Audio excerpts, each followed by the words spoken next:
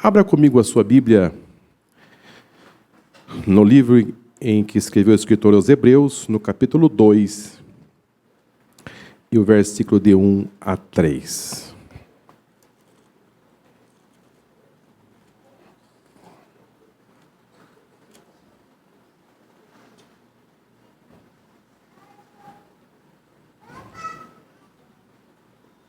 Amém?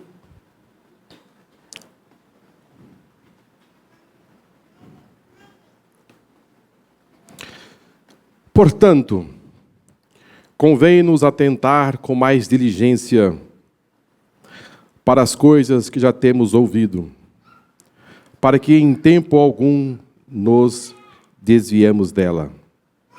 Porque se as palavras faladas pelos anjos permaneceram firmes, e toda transgressão e desobediência recebeu a justa retribuição, como escaparemos nós, se não atentarmos para tão grande salvação, a qual, começando a ser anunciada pelo Senhor, foi-nos depois confirmada pelos que ouviram.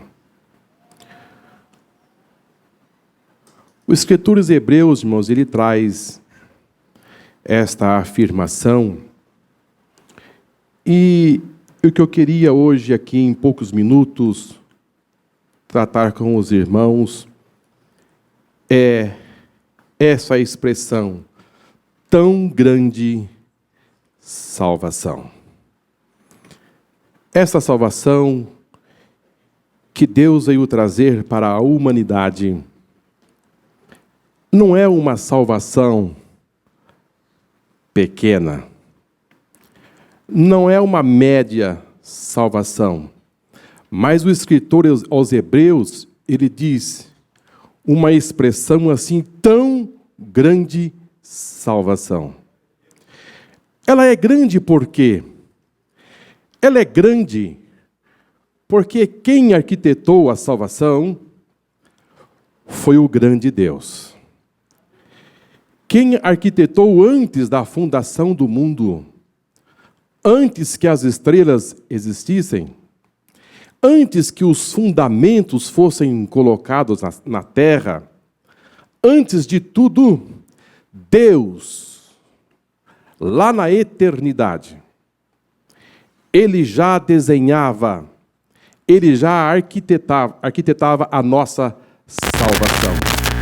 Então, a origem da nossa salvação, o fundamento da nossa salvação, é grande, porque quem desenvolveu essa salvação não foram os anjos, não foram os querubins, não foram os serafins, não foi uma quantidade de anjos que reuniram e projetaram a salvação para os homens, mas Deus Pai, Deus Filho e Deus Espírito Santo, antes de tudo, já arquitetou a nossa salvação antes de tudo.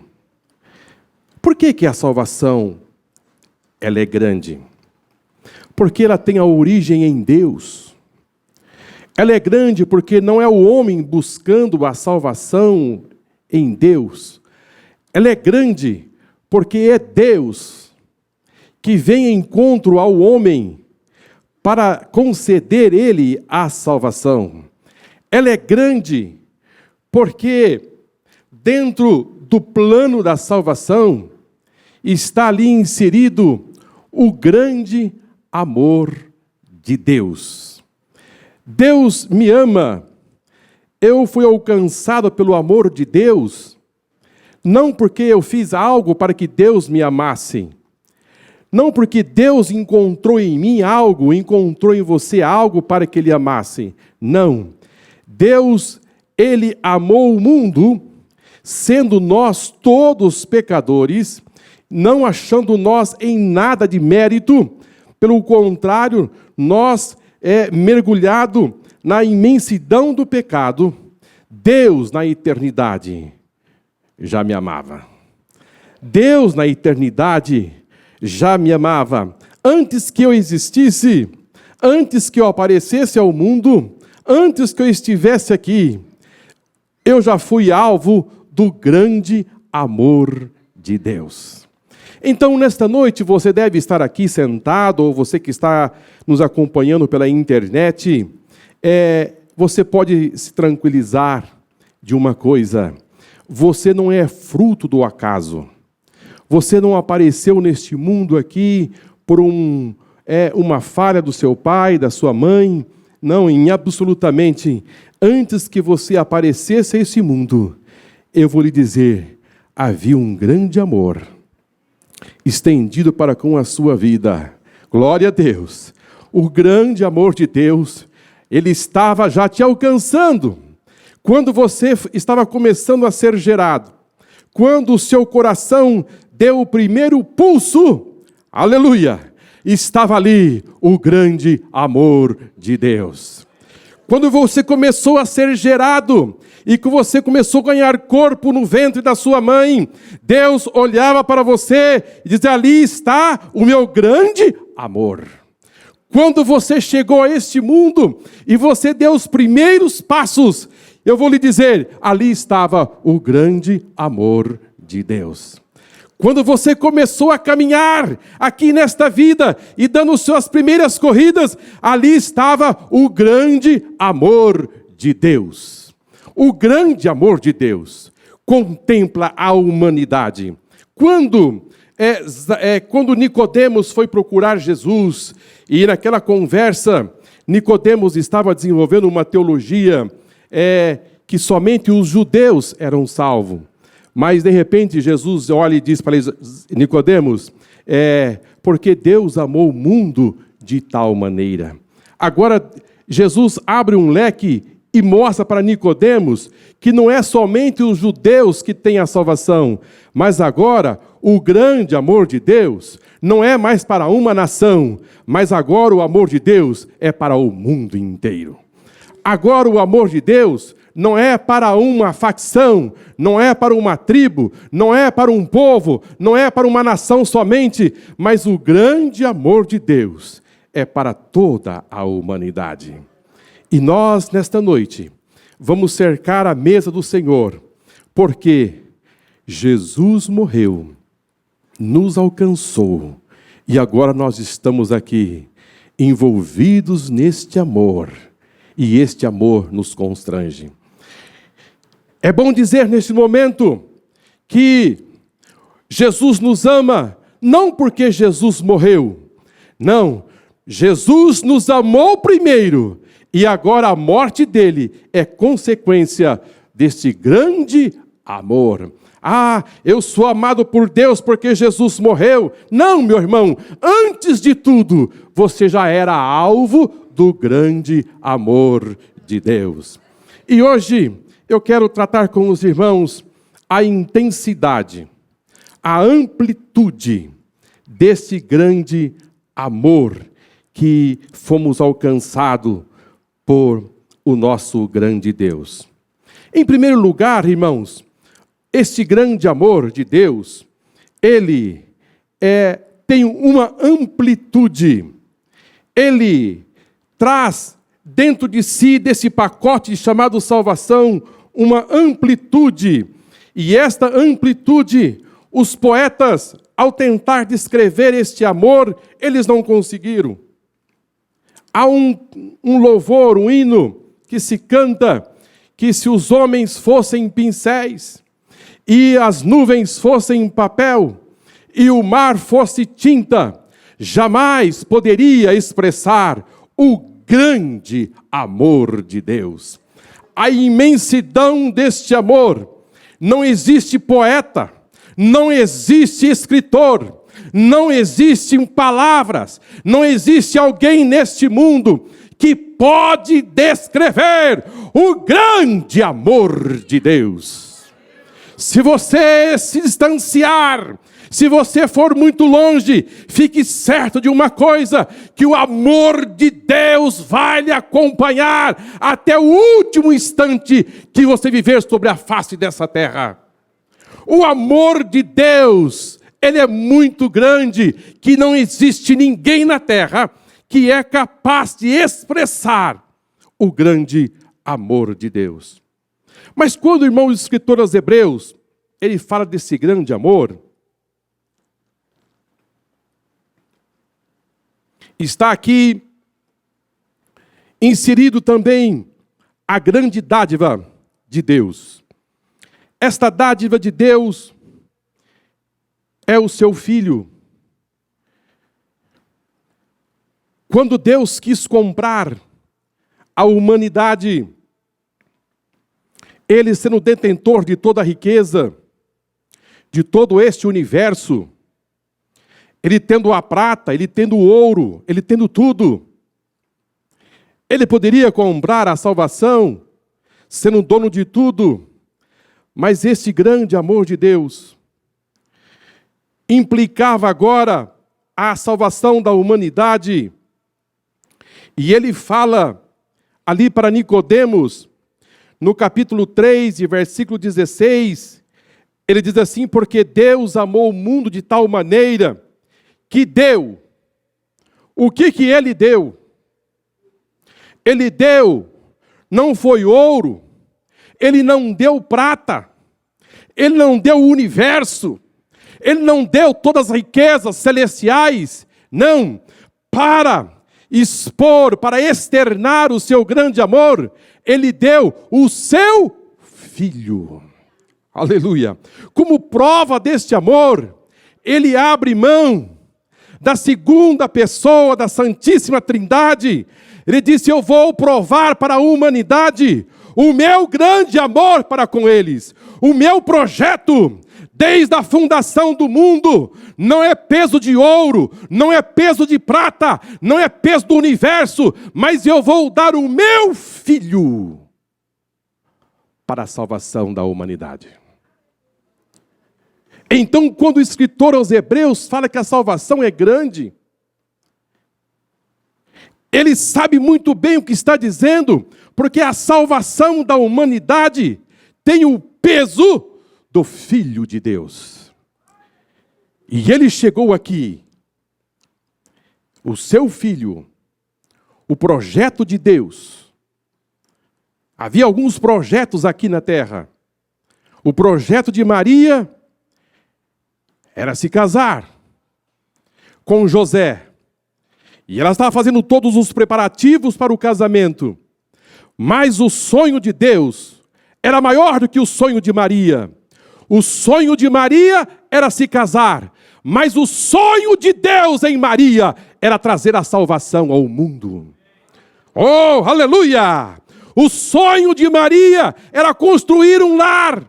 Ela olhava para José e disse: meu futuro esposo. Mas na eternidade, Deus estava dizendo: Maria, eu tenho um sonho muito maior do que o seu. No seu ventre vai gerar o meu filho, e ele salvará o mundo dos seus pecados.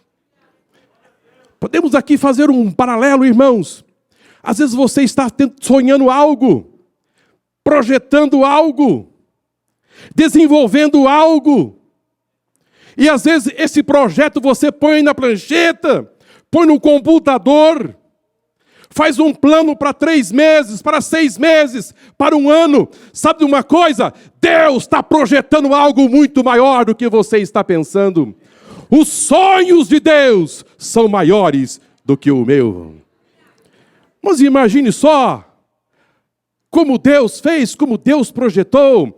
Zacarias e Isabel já tinham esquecido de ter filhos, já não pensava mais, mas tinha um projeto de Deus antes da fundação do mundo. Ainda faltava o último profeta.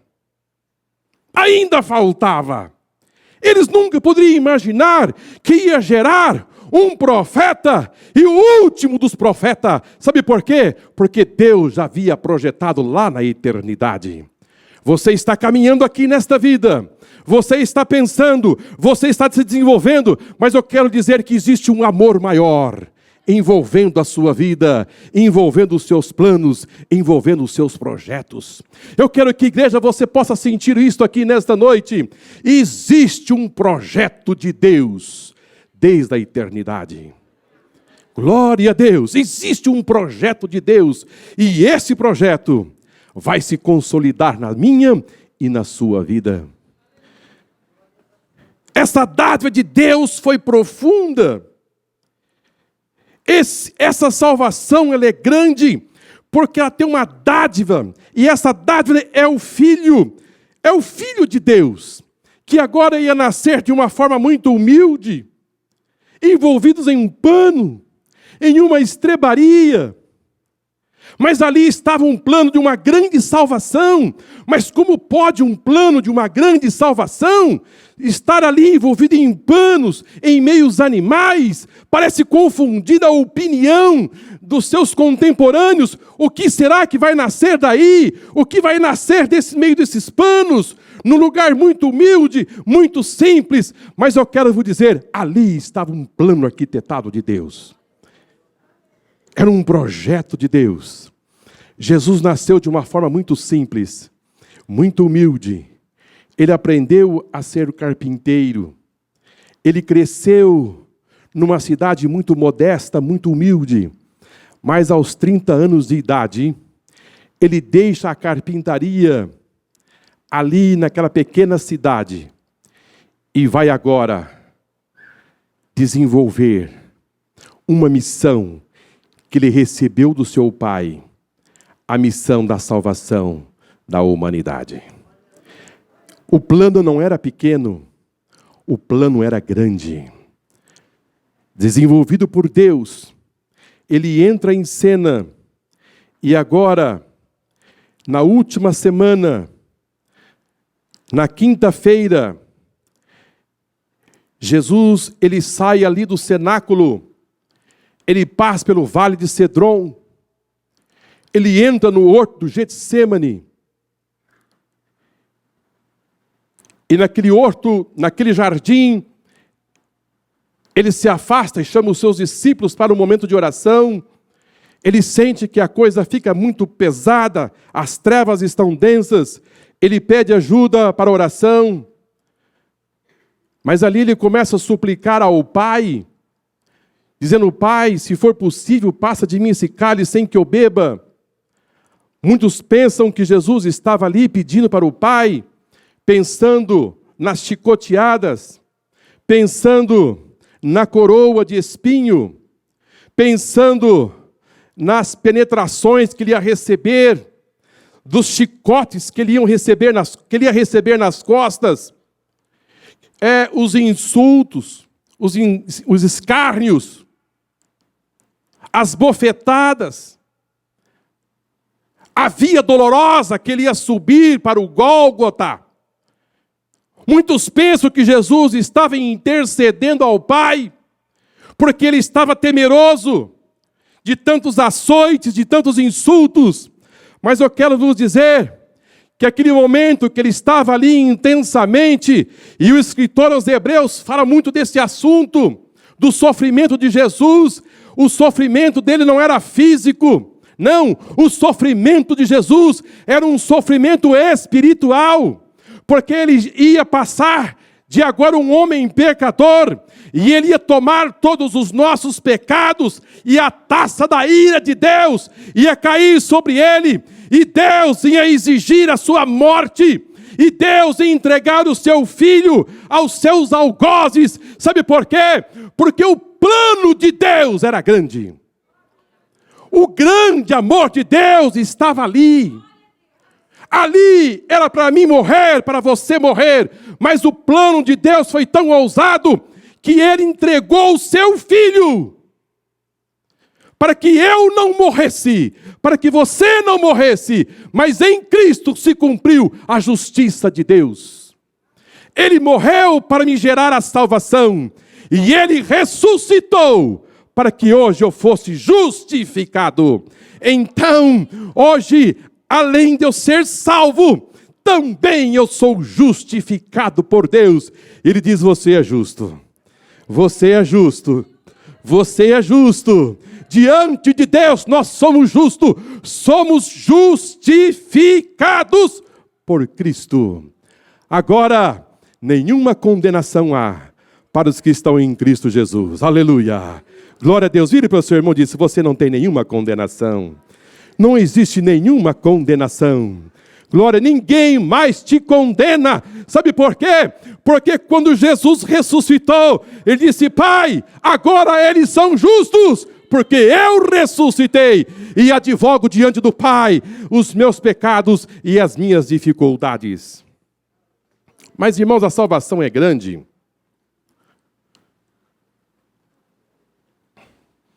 Porque ela tem preço de sangue. Ela tem preço de sangue. Glória a Deus. Ninguém é salvo.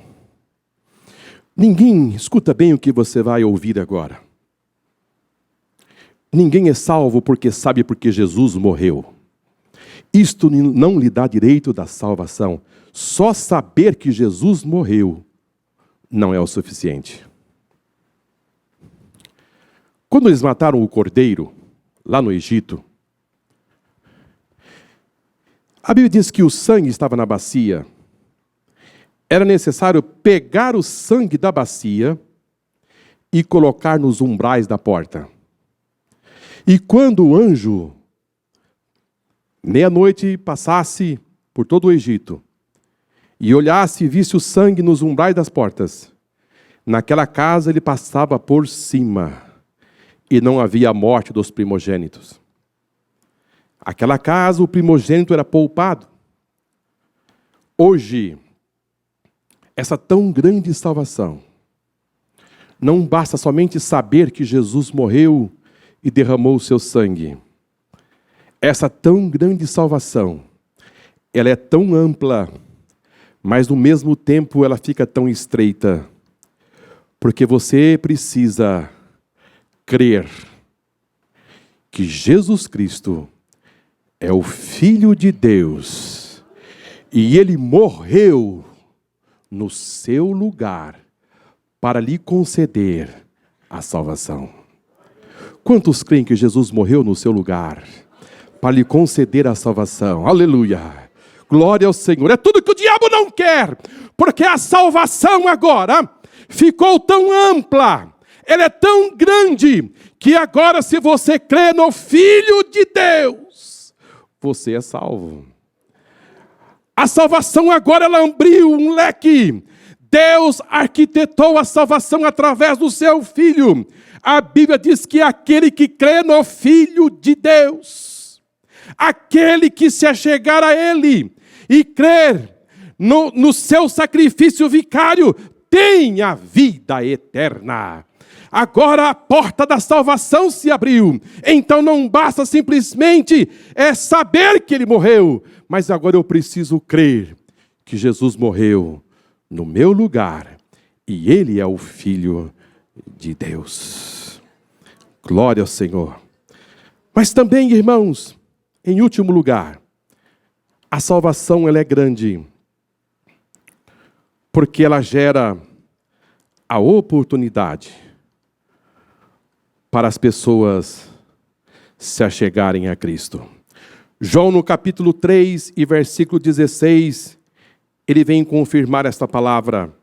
Porque Deus amou o mundo de tal maneira que deu o seu Filho unigênito, para que todo aquele que nele crê não pereça, mas tenha a vida eterna. Deus, Ele projetou algo para mim e para você, para que você tenha agora a vida eterna. E esta vida eterna tem uma conotação mais profunda do que como ler assim de forma muito rápida, porque também no inferno tem vida eterna. O destino da eternidade sem Deus também é uma vida eterna. Então, o que diferencia a vida eterna para uma vida com Deus e uma vida sem Deus?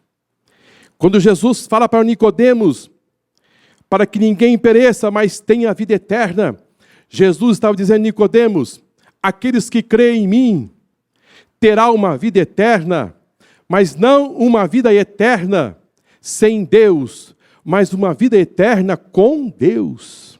Jesus estava dizendo para ele que a vida eterna com ele tem qualidade de vida. Ter uma vida com qualidade com Deus, estar junto a Deus, estar no paraíso com Deus, viver com Ele para sempre. Oh, aleluia! Quando Jesus fala disso, Ele está dizendo, olha, você não vai viver no inferno. E alguém disse, mas essa palavra inferno é uma palavra meio pesada, mas eu preciso lhe dizer, meu amigo, Jesus falou mais do inferno do que em toda a Bíblia. Existe um futuro com Deus e um futuro sem Deus. Quando o escritor aos Hebreus fala dessa tão grande salvação, ele está dizendo a você, você precisa se acertar, você precisa se atentar, porque Deus projetou, Deus desenvolveu uma tão grande salvação e você não pode ficar de fora. Você não pode se ausentar, você precisa estar atento nessa tão grande salvação. Lá na cruz, no meio dos dois ladrões, um ladrão à direita e o outro ladrão à esquerda. O ladrão da esquerda começou a dizer para Jesus, tu és o Filho de Deus, salva-te a ti mesmo e salva a mim também. Mas o ladrão que estava à direita, que também estava falando algo concernente contra Jesus, mas de repente ele começa a observar que Jesus olha para aquela multidão, para os seus algozes, para aqueles que estavam ali zombando. Jesus abre os seus lábios pela primeira vez na cruz e diz, Pai, perdoa eles, porque eles não sabem o que fazem. Aquele ladrão que estava ali disse, não, esse homem é um homem diferente, esse homem é um homem diferente. E ele abriu os lábios e disse, ó Senhor, lembra-te de mim quando entrares no teu reino. Eu quero dizer, Deus, Filho, não perdeu a última oportunidade em transformar aquela cruz em um púlpito. Ele não perdeu. Quando ele viu um coração quebrantado na sua direita, ele olhou para ele e disse, Filho, hoje mesmo estarás comigo no paraíso. Glória ao Senhor, o sangue de Jesus Cristo, o amor de Deus, Ele está constantemente tentando buscar homens e mulheres para a salvação, porque Ele sabe que o inferno é iminente, o inferno existe para aqueles que não crêem no Filho de Deus. E o escritor aos Hebreus disse, nós precisamos nos atentar para tão grande salvação. E hoje nós estamos aqui, diante do pão, diante do vinho, símbolo dessa tão grande salvação. Saiba de uma coisa, Deus pensa em você. Deus está pensando em você. Deus está de olho em você. Deus vai te perseguir desde o seu levantar e ao seu deitar. Há um amor muito grande envolvido em tudo isso. O que Jesus fez, o que Ele pagou. Não pense que Jesus morreu como um mártir. Não pense que Jesus foi pego ali pelos seus algozes, porque ele fracassou. Não pense que Jesus morreu porque Judas traiu. Não pense que Jesus morreu porque a força romana, ali, o Estado romano. Não pense que Jesus morreu porque Pilatos falhou em lavar as mãos e entregar Jesus para ser crucificado. Não pense que Jesus morreu porque o alto clero daquela época elaborou ciladas, acusando Jesus de sedição, de tumulto, de fazer um levante contra César. Não pense isso, que Jesus não foi assessorado pelos seus discípulos, e aí ele caiu naquela armadilha, e aí ele foi pego, e foi preso, e foi morto. Não pense nisso, não pense. Jesus foi morto, não como mártir, mas Jesus morreu para nos conceder a salvação. Ele se entregou. A Bíblia diz que Deus ofereceu o seu Filho ao mundo. Há por detrás um projeto de Deus para a salvação da humanidade. E você precisa ter consciência plena no plano da salvação para a sua vida. Quem sabe você está aqui já 1 ano, 2 anos, 5 anos, 10 anos e não tem consciência do plano da salvação. Eu preciso lhe dizer, quem ia para a cruz era você. Quem deveria carregar aquela cruz era você. Quem deveria ser sentenciado à morte era eu, Marcos. Quem deveria morrer era a humanidade. Mas Deus arquitetou uma grande salvação. Aleluia! Uma grande salvação. Uma tão grande salvação. E Ele cumpriu a justiça dessa salvação no seu Filho. E ali, no horto de Getsêmani, Jesus se entregou para os seus algozes. Ele caminhou com aquela cruz que era minha e que era sua. E lá no alto da cruz, fora da cidade de Jerusalém, a Bíblia nos diz que às 15:00, o plano da salvação foi consumado. Glória a Deus. Aleluia. Glória seja dada ao nome do Senhor. O inferno pensou que o seu plano não tinha dado certo. Matamos o Filho de Deus. O sonho, o projeto de Deus foi cravado na cruz.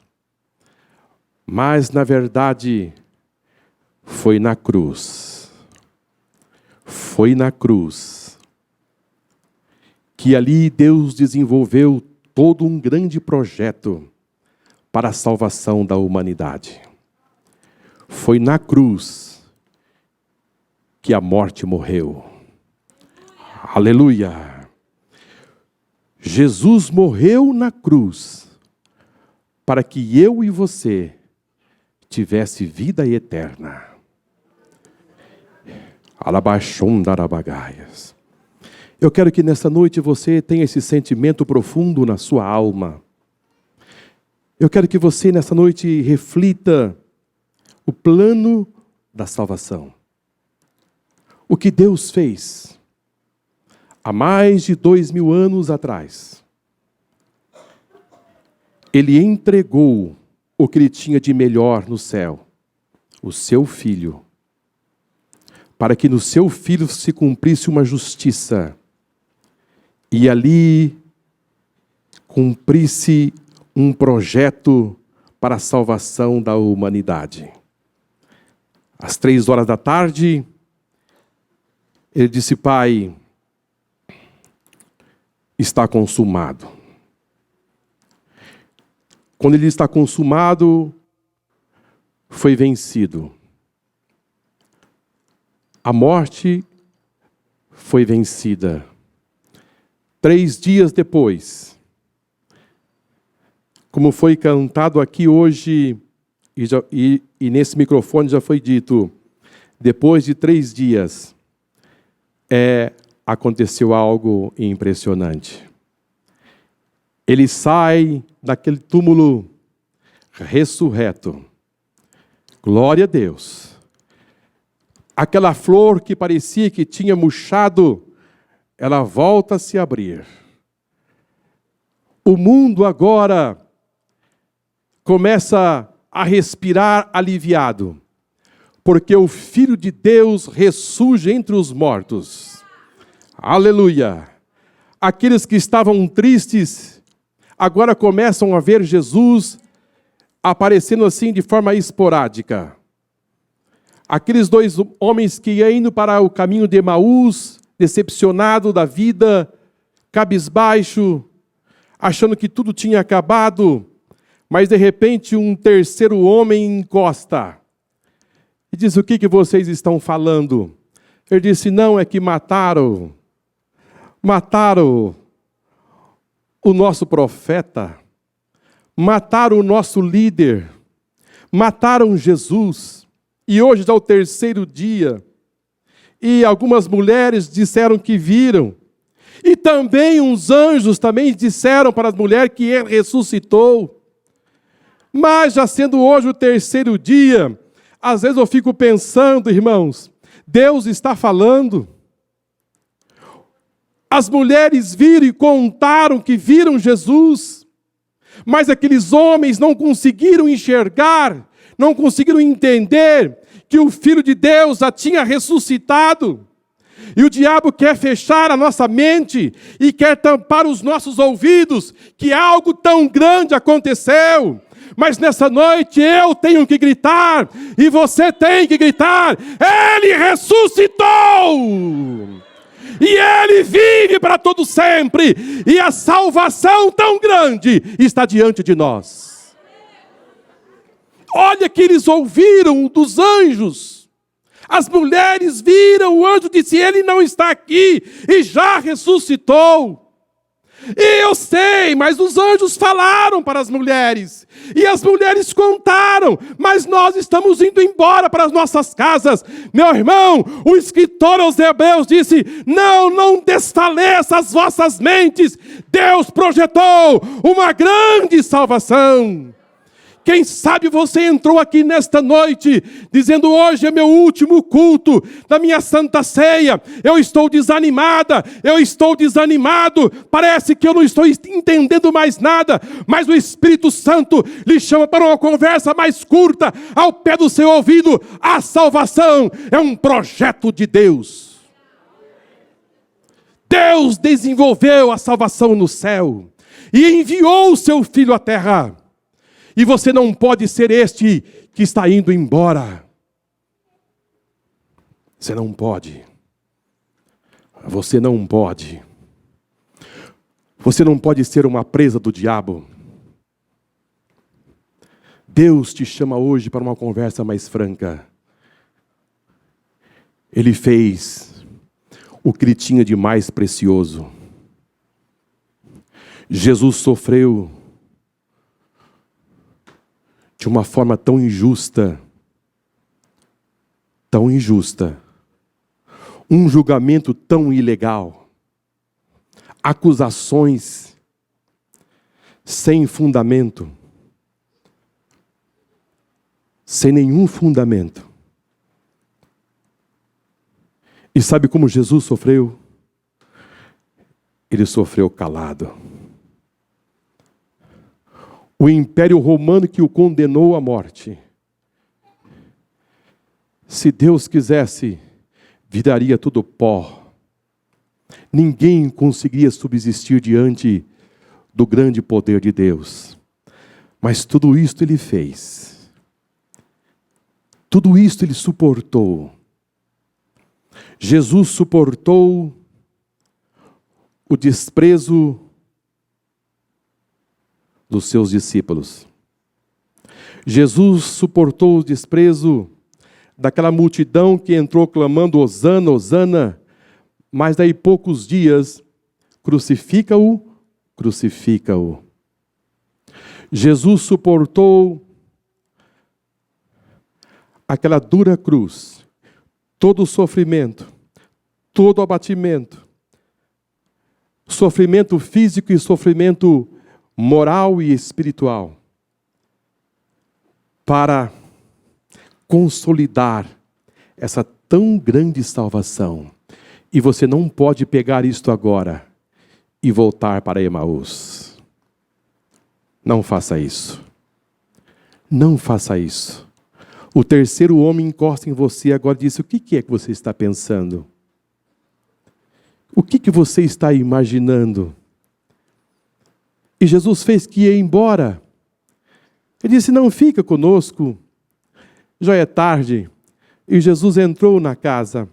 Ele pegou o pão e foi agradecer. E quando ele agradeceu, Jesus desapareceu. E um disse: olha, quando ele contava a história, como é que estava o seu coração? Ele disse: meu coração ardia. Ele disse: o meu também ardia. Ardia, então é ele. É ele. Irmãos, eles largaram os pães na mesa. Eles largaram tudo. Sabe para onde eles foram? Voltaram para Jerusalém. E entraram em casa dizendo: eu vi.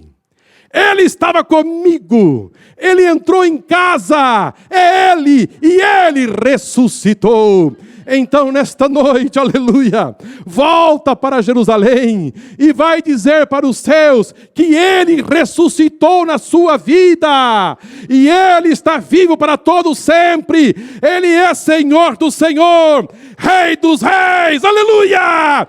Ele vive, ele vive. O projeto de Deus deu certo para mim e dá certo para você também. E nesta noite nós vamos cercar a mesa do Senhor. Você aí e eu aqui, aleluia. E vamos dizer: Senhor, muito obrigado. Eu faço parte desse plano, desta salvação, desse projeto de Deus para com a minha vida. Que Deus os abençoe em Cristo Jesus, nosso Senhor.